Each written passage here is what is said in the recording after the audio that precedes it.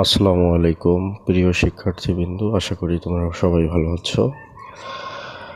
আজকে আমি তোমাদেরকে 10 ভিত্তিক সংখ্যাকে কিভাবে বাইনারিতে প্রকাশ করা যায় সেটা ক্যালকুলেটরের সাহায্যে শেখাবো। খুব সহজেই মাত্র 5 সেকেন্ডেই তোমরা উত্তর দিতে পারবে। তো তোমার স্ক্রিনে একটা সংখ্যা দেখতে পাচ্তেছো, ওই সংখ্যাটিকে আমি দেখো কিভাবে বাইনারিতে প্রকাশ করে দেখাই। প্রথমে তোমরা যা করবা, ক্যালকুলেটরের মুড একবার দুইবার প্রেস করবা, এরপরে বেজ লেখাটা প্রেস করে 3 আছে, তোমরা 3 চাপ দিবা। তাহলে দেখো সংখ্যাটা ডেসিমেলে প্রকাশ হয়ে গেছে।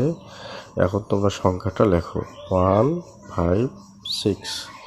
সংখ্যাটা লিখে ইকুয়াল চিহ্ন দিবা। দেখো 156 উপরে ডি লেখা আছে, তার মানে সংখ্যাটি ডেসিমেলে রয়েছে। এখন যদি বাইনারিতে দেখতে চাও তাহলে দেখো লগের উপরে BIN অর্থাৎ বাইনারি অর্থাৎ লগ বাটনটা তোমরা যদি এখন প্রেস করো, এই যে দেখো সংখ্যাটা এখন বাইনারিতে প্রকাশ হয়ে গেল।